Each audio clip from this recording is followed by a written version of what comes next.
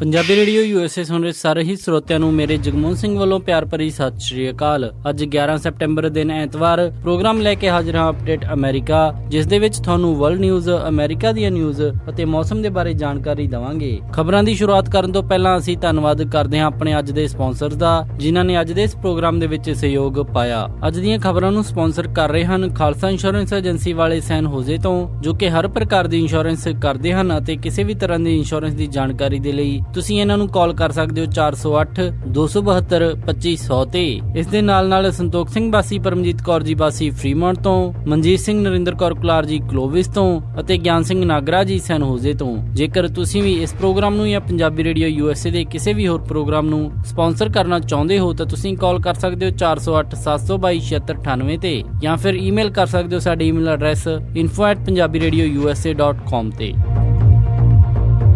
ਸਭ ਤੋਂ ਪਹਿਲਾਂ ਚੋਣਵੀਆਂ ਖਬਰਾਂ। ਅਮਰੀਕਾ ਦੇ ਵਿੱਚ 9/11 ਦੀ 15ਵੀਂ ਬਰਸੀ ਮਨਾਈ ਗਈ। 9/11 ਦੀ ਹੋ ਰਹੀ ਇੱਕ ਇਵੈਂਟ ਦੇ ਮੌਕੇ ਦੇ ਉੱਤੇ ਪਹੁੰਚੀ ਹਿਲਰੀ ਕਲਿੰਟਨ ਬੇਹੋਸ਼ ਹੋ ਕੇ ਡਿੱਗੀ। ਨਾਰਥ ਕੋਰੀਆ ਕਰ ਰਿਹਾ ਹੈ ਇੱਕ ਹੋਰ ਨਿਊਕਲੀਅਰ ਪ੍ਰੀਖਣ ਦੀ ਤਿਆਰੀ। ਲੁਜ਼ੀਆਨਾ ਦੇ ਵਿੱਚ ਹੋਈ ਤਬਾਹੀ ਤੋਂ ਬਾਅਦ ਲੁਜ਼ੀਆਨਾ ਦੇ ਗਵਰਨਰ ਨੇ ਬੇਲ ਆਊਟ ਪੈਕੇਜ ਦੀ ਕੀਤੀ ਮੰਗ। $2.45 ਬਿਲੀਅਨ ਦੇ ਫੈਡਰਲ ਲੋਨ ਤੋਂ ਬਾਅਦ ਐਮਟ੍ਰੈਕ ਆਪਣੀ ਟ੍ਰੇਨਸ ਅਤੇ ਸਟੇਸ਼ਨ ਨੂੰ ਕਰੇਗਾ ਅਪਗ੍ਰੇਡ। ਸੈਨ ਹੋਜ਼ੇ ਦੇ ਵਿੱਚ ਇੱਕ ਹਿੱਟ ਐਂਡ ਰਨ ਮਾਮਲੇ ਦੇ ਵਿੱਚ 3 ਲੋਕ ਗੰਭੀਰ ਰੂਪ ਦੇ ਵਿੱਚ ਜ਼ਖਮੀ। ਹੁਣ ਖਬਰਾਂ ਵਿਸਤਾਰ ਦੇ ਨਾਲ। ਅਮਰੀਕਾ ਦੇ ਵਿੱਚ 9/11 ਦੀ 15ਵੀਂ ਬਰਸੀ ਮਨਾਈ ਗਈ। ਅਮਰੀਕਾ ਨੇ 11 ਸਤੰਬਰ 2001 ਦੇ ਵਿੱਚ ਮਰੇ ਉਹਨਾਂ ਲੋਕਾਂ ਨੂੰ ਯਾਦ ਕੀਤਾ ਜਦੋਂ ਅਮਰੀਕਾ ਦੇ ਉੱਤੇ ਹੋਏ ਸਭ ਤੋਂ ਵੱਡੇ ਅੱਤਵਾਦੀ ਹਮਲੇ ਦੇ ਵਿੱਚ ਹਾਈਜੈਕ ਕੀਤੇ ਗਏ 2 ਪਲੇਨ ਮੈਨਹਟਨ ਦੀਆਂ 2 ਇਮਾਰਤਾਂ, ਜਿਨ੍ਹਾਂ ਨੂੰ ਕਿ ਵਰਲਡ ਟ੍ਰੇਡ ਸੈਂਟਰ ਦੇ ਨਾਮ ਨਾਲ ਜਾਣਿਆ ਜਾਂਦਾ ਸੀ, ਉਹ ਦੋਨੇ ਪਲੇਨ ਉਹਨਾਂ ਇਮਾਰਤਾਂ ਦੇ ਵਿੱਚ ਟਕਰਾਏ, ਜਿਸ ਤੋਂ ਬਾਅਦ ਤਕਰੀਬਨ 3000 ਲੋਕ ਮਾਰੇ ਗਏ। ਅਮਰੀਕਾ ਦੇ ਇਤਿਹਾਸ ਦੇ ਵਿੱਚ ਪਰਲ ਹਾਰਬਰ, ਜੋ ਕਿ 1941 ਦੇ ਵਿੱਚ ਜਾਪਾਨ ਨੇ ਅਮਰੀਕਾ ਦੇ ਉੱਤੇ ਹਮਲਾ ਕੀਤਾ ਸੀ, ਉਸ ਤੋਂ ਬਾਅਦ ਸਭ ਤੋਂ ਵੱਡਾ ਹਮਲਾ ਦੱਸਿਆ ਜਾਂਦਾ ਹੈ। ਇਸ ਹੋਏ ਅੱਤਵਾਦੀ ਹਮਲੇ ਦੇ ਵਿੱਚ 60 ਪੁਲਿਸ ਕਰਮੀਆਂ ਸਮੇਤ 340 ਫਾਇਰ ਫਾਈਟਰਸ ਵੀ ਮਾਰੇ ਗਏ ਸਨ। ਰਾਸ਼ਟਰਪਤੀ ਬਰਾਕ ਓਬਾਮਾ ਨੇ ਪੈਂਟਾਗਨ ਦੇ ਵਿੱਚ ਇਸ ਮੌਕੇ ਤੇ ਹੋ ਰਹੀ ਇੱਕ ਇਵੈਂਟ ਦੇ ਵਿੱਚ ਹਿੱਸਾ ਲਿਆ। ਰਾਸ਼ਟਰਪਤੀ ਬਰਾਕ ਓਬਾਮਾ ਨੇ ਕਿਹਾ ਕਿ 15 ਸਾਲ ਹਾਲਾਂਕਿ ਬਹੁਤ ਲੰਬਾ ਸਮਾਂ ਹੈ, ਪਰ ਉਹ ਪਰਿਵਾਰ ਜਿਨ੍ਹਾਂ ਦੇ ਘਰ ਦੇ ਇਸ ਹਮਲੇ ਦੇ ਵਿੱਚ ਸਦਾ ਦੇ ਲਈ ਵਿਛੜ ਗਏ, ਉਹਨਾਂ ਨੂੰ ਇਹ ਬਿਲਕੁਲ ਕੱਲ ਦੀ ਹੀ ਗੱਲ ਲੱਗਦੀ ਹੈ। ਇਸ ਮੌਕੇ ਦੇ ਉੱਤੇ ਡੈਮੋਕ੍ਰੈਟਿਕ ਪਾਰਟੀ ਦੀ ਹਿਲਰੀ ਕਲਿੰਟਨ ਅਤੇ ਰਿਪਬਲਿਕਨ ਪਾਰਟੀ ਦੇ ਉਮੀਦਵਾਰ ਡੋਨਾਲਡ ਟਰੰਪ ਨੇ ਵੀ ਆਪਣੇ ਬਿਆਨ ਜਾਰੀ ਕੀਤੇ। ਦੋਨਾਂ ਹੀ ਨੇਤਾਵਾਂ ਨੇ ਕਿਹਾ ਕਿ ਸਤੰਬਰ 11, 2001 ਕਦੇ ਵੀ ਭੁੱਲਿਆ ਨਹੀਂ ਜਾ ਸਕਦਾ ਅਤੇ ਉਹ ਸਾਰੇ ਹੀ ਲੋਕਾਂ ਨੂੰ ਜਿਨ੍ਹਾਂ ਦੀ ਇਸ ਹਮਲੇ ਦੇ ਵਿੱਚ ਮੌਤ ਹੋਈ ਸੀ ਸ਼ਰਧਾਂਜਲੀ ਭੇਂਟ ਕਰਦੇ ਹਨ। 9/11 ਦੀ ਮਨਾਈ ਜਾ ਰਹੀ ਇੱਕ ਇਵੈਂਟ ਦੇ ਉੱਤੇ ਪਹੁੰਚੀ ਹਿਲਰੀ ਕਲਿੰਟਨ ਬੇਹੋਸ਼ ਹੋ ਗਈ। ਇਸ ਦੇ ਨਾਲ ਹੀ ਉਹਨਾਂ ਸਾਰੀਆਂ ਖਬਰਾਂ ਨੂੰ ਤੱਥ ਮਿਲਦਾ ਹੈ ਜਿਨ੍ਹਾਂ ਦੇ ਵਿੱਚ ਸਭ ਤੋਂ ਪਹਿਲਾਂ ਇਹ ਸਾਹਮਣੇ ਆਇਆ ਸੀ ਕਿ ਹਿਲਰੀ ਕਲਿੰਟਨ ਕਾਫੀ ਦੇਰ ਤੋਂ ਬਿਮਾਰ ਚੱਲ ਰਹੀ ਹੈ ਤੇ ਉਹਨਾਂ ਦੀ ਕੰਡੀਸ਼ਨ ਦੇ ਉੱਤੇ ਕਈ ਤਰ੍ਹਾਂ ਦੇ ਸਵਾਲ ਉਠਾਏ ਜਾ ਰਹੇ ਸਨ, ਪਰ ਹਿਲਰੀ ਕਲਿੰਟਨ ਦੇ ਕੈਂਪੇਨ ਦੇ ਵੱਲੋਂ ਹਮੇਸ਼ਾ ਹੀ ਇਹਨਾਂ ਸਾਰੇ ਗੱਲਾਂ ਨੂੰ ਨਕਾਰਿਆ ਜਾਂਦਾ ਸੀ। ਪਰ ਅੱਜ 9/11 ਦੇ ਉੱਤੇ ਪਹੁੰਚੀ ਹਿਲਰੀ ਕਲਿੰਟਨ ਬਿਲਕੁਲ ਫਰੀਜ਼ ਹੋ ਗਈ ਅਤੇ ਬਾਅਦ ਦੇ ਵਿੱਚ ਉਸ ਨੂੰ ਚੱਕ ਕੇ ਮੋਟਰ ਕਿਟ ਦੇ ਵਿੱਚ ਪਾਇਆ ਗਿਆ। ਹਿਲਰੀ ਕਲਿੰਟਨ ਦੇ ਪਰਸਨਲ ਡਾਕਟਰ ਨੇ ਡਾਇਗਨੋਸ ਕਰਨ ਤੋਂ ਬਾਅਦ ਕਿਹਾ ਕਿ ਹਿਲਰੀ ਕਲਿੰਟਨ ਨੂੰ ਨਿਮੋਨੀਆ ਦੀ ਸ਼ਿਕਾਇਤ ਹੈ, ਜਿਸ ਦੇ ਕਰਕੇ ਉਹ ਬਿਮਾਰ ਹੋ ਕੇ ਇਸ ਇਵੈਂਟ ਦੇ ਉੱਤੇ ਬੇਹੋਸ਼ ਹੋਈ। ਇਸ ਮੌਕੇ ਦੇ ਉੱਤੇ ਡਾਕਟਰ ਨੇ ਬੋਲਦੇ ਹੋਏ ਕਿਹਾ ਕਿ ਉਹਨਾਂ ਨੂੰ ਦਵਾਈ ਦੇ ਦਿੱਤੀ ਗਈ ਹੈ ਤੇ ਉਹਨਾਂ ਨੂੰ ਆਪਣੇ ਚੱਲ ਰਹੇ ਭਾਰੀ ਸਕੇਜੂਲ ਤੋਂ ਥੋੜੀ ਆਰਾਮ ਦੀ ਜ਼ਰੂਰਤ ਹੈ, ਇਸ ਲਈ ਉਹਨਾਂ ਨੂੰ ਬੈੱਡ ਰੈਸਟ ਦਿੱਤੀ ਗਈ ਹੈ। ਉਹਨਾਂ ਨੇ ਕਿਹਾ ਕਿ ਇਹ ਨਿਮੋਨੀਆ ਦੀ ਸ਼ਿਕਾਇਤ ਪਿਛਲੇ 2-3 ਦਿਨ ਤੋਂ ਚੱਲ ਰਹੀ ਸੀ, ਪਰ ਇਸ 9/11 ਦੀ ਇਵੈਂਟ ਦੇ ਉੱਤੇ ਪਹੁੰਚਣ ਕਰਕੇ ਉਹਨਾਂ ਨੂੰ ਜ਼ਿਆਦਾ ਗਰਮੀ ਕਾਰਨ ਡੀਹਾਈਡਰੇਸ਼ਨ ਹੋ ਗਈ ਅਤੇ ਅਚਾਨਕ ਉਹ ਬੇਹੋਸ਼ ਹੋ ਗਈ। ਪਰ ਇਹਨਾਂ ਸਾਰੀਆਂ ਹੀ ਗੱਲਾਂ ਤੋਂ ਇੱਕ ਖਬਰ ਦੀ ਪੁਸ਼ਟੀ ਜ਼ਰੂਰ ਹੋ ਗਈ, ਜਿਸ ਦੇ ਵਿੱਚ ਕਿ ਕੁਝ ਮਹੀਨਿਆਂ ਤੋਂ ਇਹ ਚੱਲ ਰਿਹਾ ਸੀ ਕਿ ਹਿਲਰੀ ਕਲਿੰਟਨ ਕਾਫੀ ਜ਼ਿਆਦਾ ਬਿਮਾਰ ਚੱਲ ਰਹੀ ਹੈ ਤੇ ਕੀ ਉਹ ਰਾਸ਼ਟਰਪਤੀ ਦੇ ਅਹੁਦੇ ਦੇ ਲਈ ਤਿਆਰ ਹੈ ਜਾਂ ਨਹੀਂ। ਕੁਝ ਹੋਰ ਸਮੇਂ ਦੇ ਵਿੱਚ ਇਹ ਸਾਫ਼ ਹੋ ਜਾਏਗਾ ਕਿ ਹਿਲਰੀ ਕਲਿੰਟਨ ਮਾਮੂਲੀ ਨਿਮੋਨੀਆ ਦੇ ਕਾਰਨ ਬਿਮਾਰ ਹੋ ਕੇ ਡਿੱਗੀ ਸੀ ਜਾਂ ਫਿਰ ਉਹਨਾਂ ਦੀ ਤਬੀਅਤ ਵਾਕਈ ਕਾਫੀ ਜ਼ਿਆਦਾ ਖਰਾਬ ਹੈ। ਨਾਰਥ ਕੋਰੀਆ, ਜਿਸ ਨੇ ਕਿ ਕੁਝ ਹੀ ਦਿਨ ਪਹਿਲਾਂ ਆਪਣੇ ਦੇਸ਼ ਦੇ ਵਿੱਚ 5ਵਾਂ ਪਰਮਾਣੂ ਪ੍ਰੀਖਣ ਸਫਲਤਾ ਦੇ ਨਾਲ ਪੂਰਾ ਕੀਤਾ ਅਤੇ ਉਸ ਤੋਂ ਬਾਅਦ ਉਹਨਾਂ ਦੇ ਗਵਾਂਢੀ ਮੁਲਕ ਚੀਨ, ਜਾਪਾਨ, ਸਾਊਥ ਕੋਰੀਆ ਸਮੇਤ US ਨੇ ਵੀ ਚਿੰਤਾ ਜਤਾਈ। ਪਰ ਹੁਣ ਆਈਆਂ ਖਬਰਾਂ ਦੇ ਮੁਤਾਬਿਕ ਨਾਰਥ ਕੋਰੀਆ ਇੱਕ ਹੋਰ ਪਰਮਾਣੂ ਪ੍ਰੀਖਣ ਦੀ ਤਿਆਰੀ ਕਰ ਰਿਹਾ ਹੈ। ਸਾਊਥ ਕੋਰੀਆ ਦੀ ਨਿਊਜ਼ ਏਜੰਸੀ ਨੇ ਦਿੱਤੀ ਇੱਕ ਰਿਪੋਰਟ ਦੇ ਮੁਤਾਬਿਕ ਨਾਰਥ ਕੋਰੀਆ ਨੇ ਬੈਲਿਸਟਿਕ ਮਿਜ਼ਾਈਲ ਦੇ ਉੱਤੇ ਪਰਮਾਣੂ ਹਥਿਆਰ ਲੈ ਕੇ ਜਾਣ ਦੀ ਟ੍ਰੇਨਿੰਗ ਪੂਰੀ ਕਰ ਲਈ ਹੈ ਤੇ ਉਸ ਦਾ ਸਫਲ ਪ੍ਰੀਖਣ ਹੁਣ ਉਹ ਕਰਨ ਹੋਣ ਜਾ ਰਿਹਾ ਹੈ। ਇਸ ਦੇ ਨਾਲ US ਦੀ ਸੁਰੱਖਿਆ ਨੂੰ ਕਾਫੀ ਖਤਰਾ ਪੈਦਾ ਹੋਵੇਗਾ।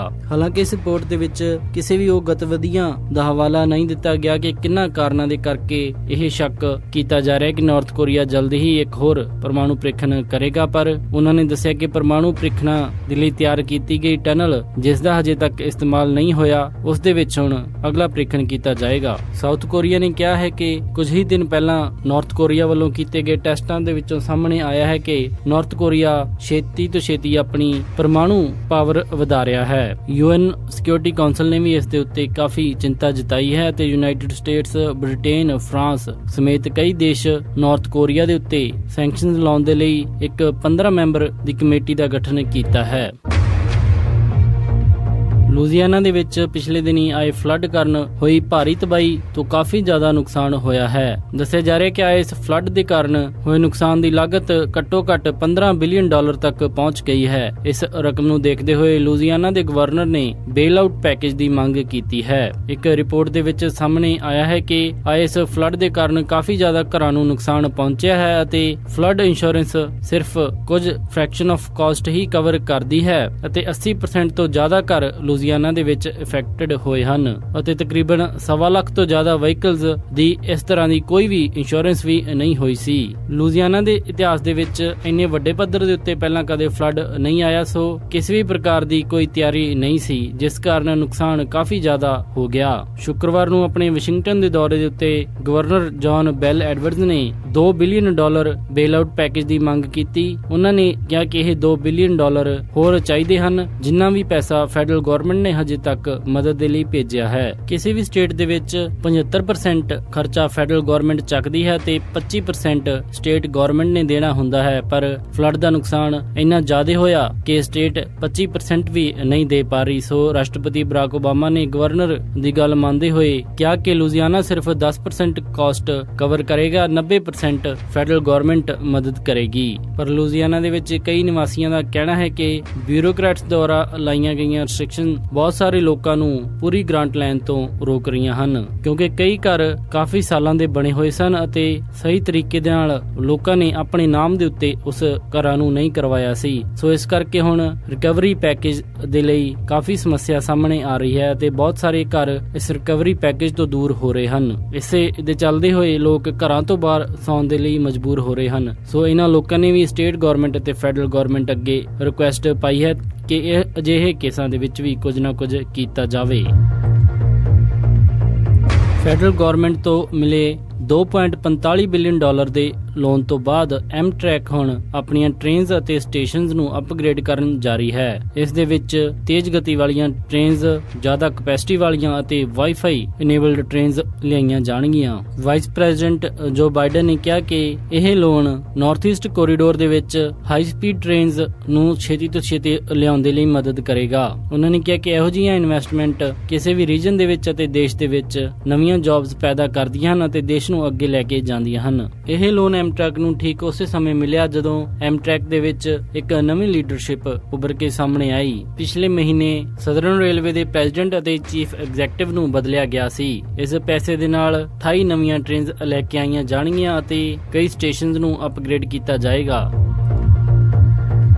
ਸੈਨ ਹੋਜ਼ੇ ਦੇ ਵਿੱਚ ਇੱਕ ਹਿੱਟ ਐਂਡ ਰਨ ਦਾ ਮਾਮਲਾ ਸਾਹਮਣੇ ਆਇਆ, ਜਿਸ ਦੇ ਵਿੱਚ ਕਿ 3 ਜ਼ਖਮੀ ਲੋਕਾਂ ਨੂੰ ਹਸਪਤਾਲ ਦੇ ਵਿੱਚ ਭਰਤੀ ਕਰਵਾਇਆ ਗਿਆ ਹੈ। ਐਲਮਰੌਕ ਐਵਨਿਊ ਅਤੇ ਪਲੇਜ਼ੈਂਟ ਰਿਜ ਐਵਨਿਊ ਦੇ ਕੋਲ ਤਕਰੀਬਨ ਸਵੇਰੇ 1 ਵਜੇ ਪੁਲਿਸ ਨੂੰ ਇਹ ਖਬਰ ਮਿਲੀ ਕਿ ਇੱਕ ਗ੍ਰੇ ਕਲਰ ਦੀ ਟੋਇਟਾ ਕੈਮਰੀ ਦੇ ਵਿੱਚ ਕਈ ਲੋਕ ਫਸੇ ਹੋਏ ਹਨ। ਜਦੋਂ ਮੌਕੇ ਦੇ ਉੱਤੇ ਐਮਰਜੈਂਸੀ ਕਰੂ ਦੇ ਮੈਂਬਰ ਪਹੁੰਚੇ ਤਾਂ ਉਹਨਾਂ ਨੇ 3 ਲੋਕਾਂ ਨੂੰ ਗ੍ਰੇ ਕਲਰ ਦੀ ਟੋਇਟਾ ਦੇ ਵਿੱਚ ਫਸੇ ਹੋਏ ਪਾਇਆ, ਜਿਸ ਨੂੰ ਕਿ ਇੱਕ ਗ੍ਰੇ ਕਲਰ ਦੀ ਹੀ SUV ਨੇ ਟੱਕਰ ਮਾਰੀ ਸੀ। ਤਕਰੀਬਨ 35 ਮਿੰਟ ਇਸ ਰੈਸਕਿਊ ਆਪਰੇਸ਼ਨ ਦੇ ਵਿੱਚ ਡਰਾਈਵਰ ਸਮੇਤ 2 ਹੋਰ ਸਵਾਰੀਆਂ ਨੂੰ ਕਾਰ ਦੇ ਵਿੱਚੋਂ ਕੱਢ ਕੇ ਹਸਪੀਟਲ ਭੇਜਿਆ ਗਿਆ, ਜਿੱਥੇ ਕਿ ਉਹਨਾਂ ਦਾ ਇਲਾਜ ਚੱਲ ਰਿਹਾ ਹੈ। ਹਜੇ ਤੱਕ ਉਹਨਾਂ ਦੀ ਹਾਲਤ ਖਤਰੇ ਦੇ ਵਿੱਚ ਹੀ ਬਣੀ ਹੋਈ ਹੈ। ਗ੍ਰੇ ਕਲਰ ਦੀ SUV ਜਿਸਨੇ ਕਿ ਇਸ ਟੋਇਟਾ ਕਾਰ ਦੇ ਵਿੱਚ ਟੱਕਰ ਮਾਰੀ ਸੀ, ਉਹ ਮੌਕੇ ਤੋਂ ਫਰਾਰ ਹੋ ਗਈ। ਪੁਲਿਸ ਨੇ ਕਿਹਾ ਹੈ ਕਿ ਉਹ ਇਸ ਦੀ ਜਾਂਚ ਕਰ ਰਹੀ ਹੈ ਤੇ ਛੇਤੀ ਹੀ ਇਸ ਹਾਦਸੇ ਦੇ ਵਿੱਚ ਦੋਸ਼ੀ SUV ਕਾਰ ਦੇ ਡਰਾਈਵਰ ਨੂੰ ਫੜ ਲਿਆ ਜਾਏਗਾ। ਇਹ ਸਨ ਅੱਜ ਦੀਆਂ ਕੁਝ ਖਾਸ ਖਬਰਾਂ ਤੇ ਹੁਣ ਵਧਦੇ ਹਾਂ ਜੀ ਮੌਸਮ ਦੀ ਜਾਣਕਾਰੀ ਦੇ ਵੱਲ। ਸੋਮਵਾਰ ਨੂੰ ਸੈਨ ਹੋਜ਼ੇ ਦੇ ਵਿੱਚ ਹਾਈ ਟੈਂਪਰੇਚਰ ਰਹੇਗਾ 73 ਡਿਗਰੀ ਅਤੇ ਰਾਤ ਨੂੰ ਲੋ ਟੈਂਪਰੇਚਰ 55 ਡਿਗਰੀ। ਸੈਨ ਫਰਾਂਸਿਸਕੋ ਦੇ ਵਿੱਚ 61 ਡਿਗਰੀ ਹਾਈ ਅਤੇ ਰਾਤ ਨੂੰ 57 ਡਿਗਰੀ ਲੋ। ਸੈਕਰਾਮੈਂਟੋ ਦੇ ਵਿੱਚ 77 ਡਿਗਰੀ ਹਾਈ ਅਤੇ ਰਾਤ ਨੂੰ 52 ਡਿਗਰੀ ਲੋ। ਯੂਬਾ ਸਿਟੀ ਦੇ ਵਿੱਚ 79 ਡਿਗਰੀ ਹਾਈ ਅਤੇ ਰਾਤ ਨੂੰ 52 ਡਿਗਰੀ ਲੋ। ਸਟਾਕਟਨ ਦੇ ਵਿੱਚ 80 ਡਿਗਰੀ ਹਾਈ ਅਤੇ ਰਾਤ ਨੂੰ 50 ਡਿਗਰੀ ਲੋ। ਟ੍ਰੇਸੀ ਦੇ ਵਿੱਚ 81 ਡਿਗਰੀ ਹਾਈ ਅਤੇ ਰਾਤ ਨੂੰ 51 ਡਿਗਰੀ ਲੋ। ਮੋਡੈਸਟੋ ਦੇ ਵਿੱਚ 84 ਡਿਗਰੀ ਹਾਈ ਅਤੇ ਰਾਤ ਨੂੰ 53 ਡਿਗਰੀ ਲੋ। ਫ੍ਰੈਜ਼ਨੋ ਦੇ ਵਿੱਚ 90 ਡਿਗਰੀ ਹਾਈ ਅਤੇ ਰਾਤ ਨੂੰ 55 ਡਿਗਰੀ ਲੋ। ਬੇਕਰਫੀਲਡ ਦੇ ਵਿੱਚ 93 ਡਿਗਰੀ ਹਾਈ ਅਤੇ ਰਾਤ ਨੂੰ 60 ਡਿਗਰੀ ਲੋ। ਲਾਸ ਐਂਜਲਸ ਦੇ ਵਿੱਚ 73 ਡਿਗਰੀ ਹਾਈ ਅਤੇ ਰਾਤ ਨੂੰ 62 ਡਿਗਰੀ ਲੋ। ਟਰਕੀ ਦੇ ਵਿੱਚ 67 ਡਿਗਰੀ ਹਾਈ ਅਤੇ ਰਾਤ ਨੂੰ 32 ਡਿਗਰੀ ਲੋ। ਸਾਊਥ ਲੇਕ ਟਾਹੋ ਦੇ ਵਿੱਚ 68 ਡਿਗਰੀ ਹਾਈ ਅਤੇ ਰਾਤ ਨੂੰ 35 ਡਿਗਰੀ ਲੋ। ਪੋਰਟਲੈਂਡ ਓਰੇਗਨ ਦੇ ਵਿੱਚ 79 ਡਿਗਰੀ ਹਾਈ ਅਤੇ ਰਾਤ ਨੂੰ 50 ਡਿਗਰੀ ਲੋ। ਸੀਐਟਲ ਦੇ ਵਿੱਚ 73 ਡਿਗਰੀ ਹਾਈ ਅਤੇ ਰਾਤ ਨੂੰ 50 ਡਿਗਰੀ ਲੋ। ਫਲੈਗਸਟੈਫ ਐਰੀਜ਼ੋਨਾ ਦੇ ਵਿੱਚ 70 ਡਿਗਰੀ ਹਾਈ ਅਤੇ ਰਾਤ ਨੂੰ 46 ਡਿਗਰੀ ਲੋ। ਸਾਲਟ ਲੇਕ ਸਿਟੀ ਯੂਟਾ ਦੇ ਵਿੱਚ 80 ਡਿਗਰੀ ਹਾਈ ਅਤੇ ਰਾਤ ਨੂੰ 55 ਡਿਗਰੀ ਲੋ। ਸ਼ਿਕਾਗੋ ਦੇ ਵਿੱਚ 79 ਡਿਗਰੀ ਹਾਈ ਅਤੇ ਰਾਤ ਨੂੰ 63 ਡਿਗਰੀ ਲੋ। ਨਿਊਯਾਰਕ ਦੇ ਵਿੱਚ 79 ਡਿਗਰੀ ਹਾਈ ਅਤੇ ਰਾਤ ਨੂੰ 64 ਡਿਗਰੀ ਲੋ। ਕੈਨੇਡਾ ਟੋਰਾਂਟੋ ਦੇ ਵਿੱਚ 23 ਡਿਗਰੀ ਸੈਲਸੀਅਸ ਹਾਈ ਅਤੇ ਰਾਤ ਨੂੰ 16 ਡਿਗਰੀ ਸੈਲਸੀਅਸ ਲੋ ਰਹੇਗਾ। ਵਿਨੀਪੈਗ ਦੇ ਵਿੱਚ 16 ਡਿਗਰੀ ਸੈਲਸੀਅਸ ਹਾਈ ਅਤੇ ਰਾਤ ਨੂੰ 5 ਡਿਗਰੀ ਸੈਲਸੀਅਸ ਲੋ ਰਹੇਗਾ। ਕੈਲਗਰੀ ਦੇ ਵਿੱਚ 12 ਡਿਗਰੀ ਸੈਲਸੀਅਸ ਹਾਈ ਅਤੇ ਰਾਤ ਨੂੰ 1 ਡਿਗਰੀ ਸੈਲਸੀਅਸ ਲੋ ਰਹੇਗਾ।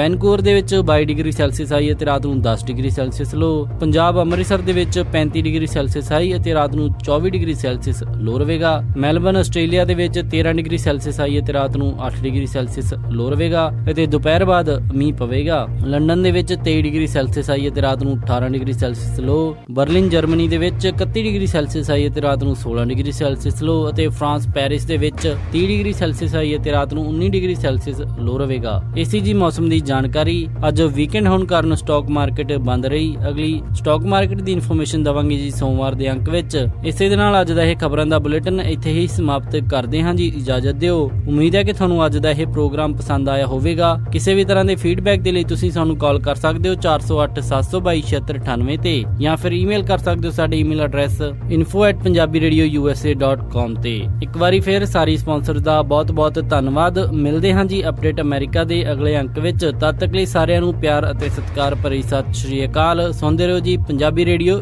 USA।